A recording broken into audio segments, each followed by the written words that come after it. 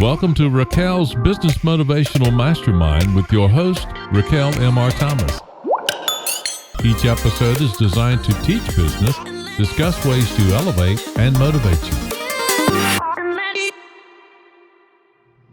Hello, I'm Raquel Richardson Thomas, and welcome. Every Wednesday, we'll be here and we'll be on IGTV. Today is Raquel's Business Motivational Mastermind.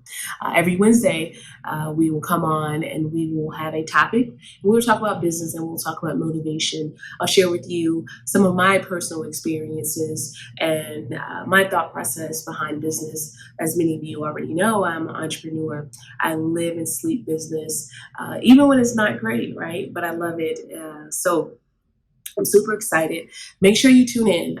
We're going to post this footage on IGTV on Wednesdays between 7 and 7:30, and it will air just for you. And we pray that it's a tool that you're able to use throughout your business. And if nothing else, you're motivated when you're done hanging out with us. Again, Raquel's Business Motivational Mastermind. Today, we're going to talk about the elevator pitch and why it's so important. The elevator pitch is important to every business, and you have to be motivated when someone gives you an opportunity to tell them or for you to express exactly what you do. But before we jump into the elevator pitch and I give you my thought process behind the elevator pitch and I'll help you formulate your elevator pitch, I want to start with a quote. And I will start with a quote before each mastermind, okay? So the quote today is by some amazing person. Someone wrote this, not me. What you lack in talent can be made up with desire, hustle, and given 110% all the time. Many of us don't do that, right? Many of us don't give 100% every day. We may fall at about 89% because we're not feeling well or because it's just a bad day. But the truth of the matter is a lot can be made up. Talent is amazing. And all of us have a special gift and a special talent. But we can also make up for the lack of talent with working hard every single day and building on our craft. So what I'll say to you is if there's a such thing as 110%, if you can go 110% every day, you will make up what you lack in talent. I believe that firmly. We post quotes nearly every day on the business Facebook page, which is Raquel M.R. Thomas MBA, and on our Instagram page, which is Raquel RT3. So if you go there, you will find a bit of motivation. But today the quote is, and I'm going to read it one more time: what you lack in talent can be made up with desire, hustle, and given 110% all the time. I believe that. Write it down. Not sure who wrote it, but it's one of my favorite quotes. It's also on my social media. Moving on, elevator pitch. How many of you already have an elevator pitch? How many of you are comfortable with articulating exactly what you do for a living or articulating your master plan, whatever that thing is that drives you, that makes you feel good, that you're very confident about?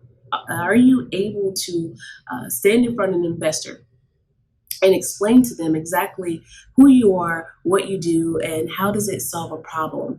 Can you do that? And I'm going to pause because I want you to think about it. Can you articulate exactly what you do, what you produce, what you want to provide to the world? Take a moment.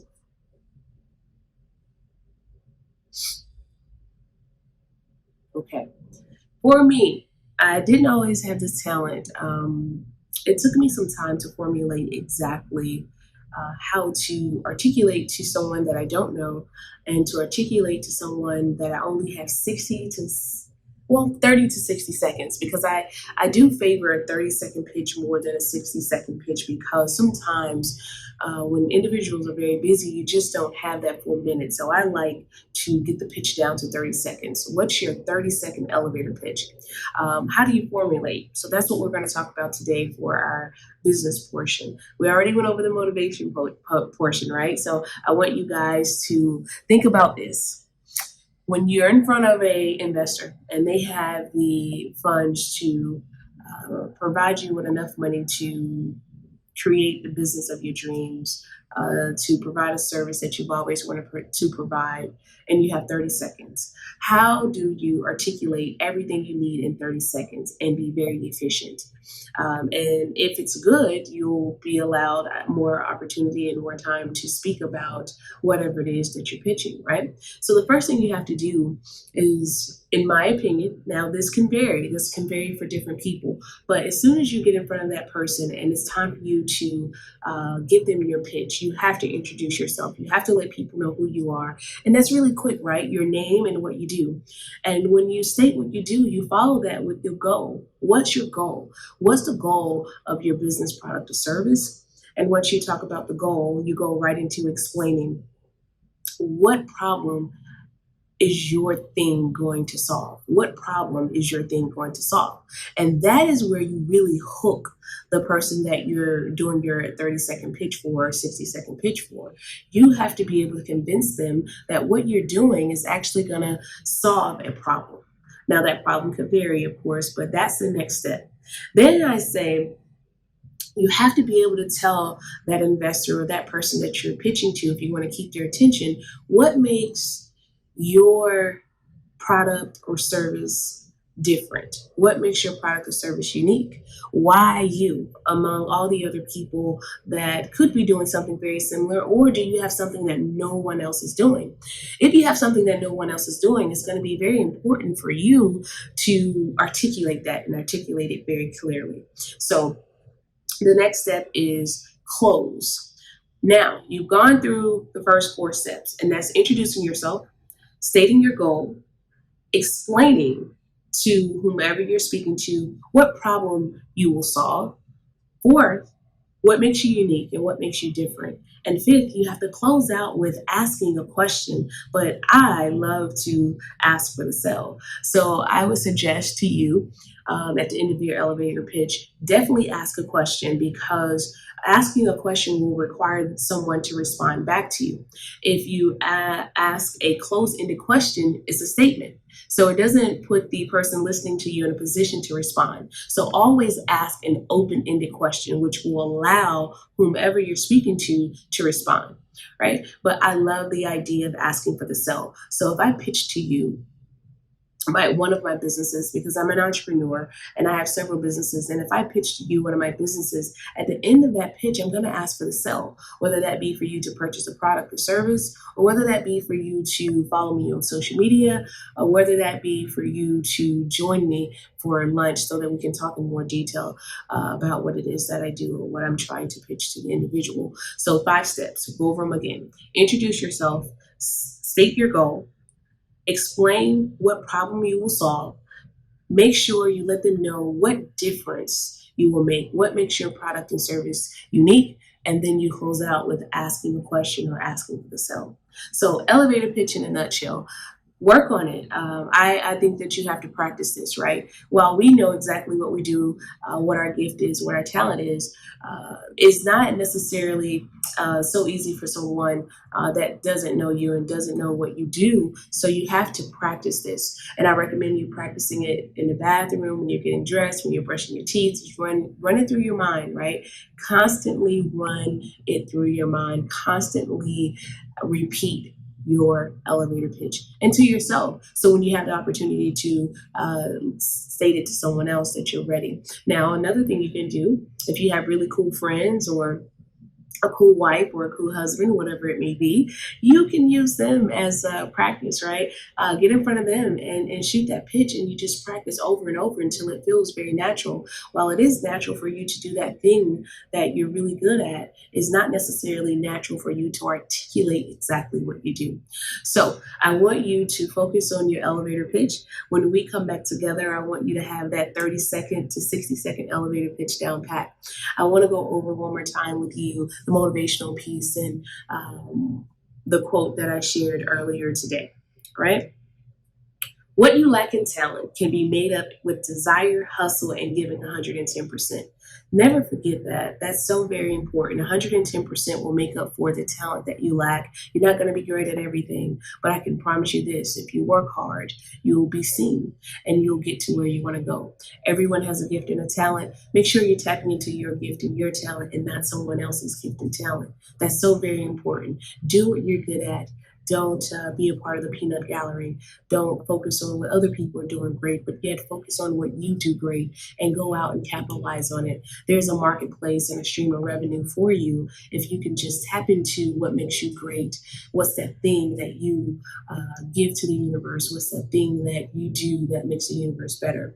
Um, I love to focus on the things that I'm really good at. I've been taught that. In my corporate career, I've always been taught to focus on my strengths versus my weaknesses. Now, it's important. It's imperative that you know exactly what your weaknesses are, but more importantly, we don't want to worry about the weaknesses, but yet focus on the things that we're strong at so that we can get better at them. When you build your team, when you build your team, what the areas that you're weak, you put people around you that are really good in those areas. And then your expertise is probably going to be different than their expertise. And that's how you start creating a strong team. We will have an episode where we talk about building your dream team. What does that look like? What's your Mount Rushmore? For those of you that are into sports and into basketball, you know that Mount Rushmore is very important. I can tell you this: LeBron James is on my Mount Rushmore without a doubt. But back to what we're talking about, the elevator pitch. I want you to practice. I want you to hone in on being able to articulate to someone exactly what you do and be very efficient, because in many cases you don't have a lot of time, but be able to articulate exactly what you do in 30 to 60 seconds. Now, I pose this question to you, but before I do, I want to tell you my purpose and why I will continue to provide small small segments to help business owners or those that want to jump into business tools, is because my desire is to close the wealth gap. And to close the wealth gap amongst minorities, especially African Americans, it requires us to share what we know. It requires us to be giving and put ourselves on the forefront to share enough so that we give someone else motivation or inspire someone else to move forward and do that thing that they've been gifted to do. But I'll say this: my purpose is to inspire 10,000 minorities and business owners to close the wealth gap. And I want to empower people through entrepreneurship. I believe that entrepreneurship is very important. It's a huge part of my legacy. My goal is to leave a legacy behind, and leave that legacy through our children. So my mission is to build people who build businesses, who build communities. And I'm going to say that again. My mission is to build people who build businesses, who build communities. And I want us to be able to build together. So as I build my tribe, and I pray that you are a part of my tribe and you continue to listen in, and my tools are able to help you grow, we have to start building ourselves, building our businesses so that we can build stronger communities. Thank you so much for tuning in. My last question for you is, what would you do if you were not afraid? What would you do if you were not afraid? Think about that. And sometimes you're going to have to do it in fear. I can tell you this: God did not design fear. He did not design us to operate in fear. So if you're in a place where you are just afraid to move anyway. Move anyway. God did not create fear. He doesn't want us to be in fear. So I ask you again, what would you do if you were not afraid? I'm Raquel Richardson Thomas. Thank you so much for tuning in. This is Raquel's Business Motivational Mastermind, and we'll do this on Wednesdays. If you're not following me already, make sure you follow me on Instagram. Instagram is RaquelRT3. On Mondays, we have another live segment, and it's called Closing the Wealth Gap: Pain, Truth, and Money. And that's on Facebook. And if you want to follow me on Facebook, and I hope that you do, it's Raquel M.R. Thomas MBA. Raquel M.R. Thomas MBA on Facebook. Thank you so much. I'm Raquel Richardson Thomas, and I appreciate everything that you guys are doing out there. Keep working hard, keep doing great work, and I'll see you back here next Wednesday. Thank you so much. Thank you for joining us for Raquel's Business Motivational Mastermind. This has been a Raquel M.R. Thomas Mastermind episode. To find more and follow Raquel, please go to raquelmrthomas.com.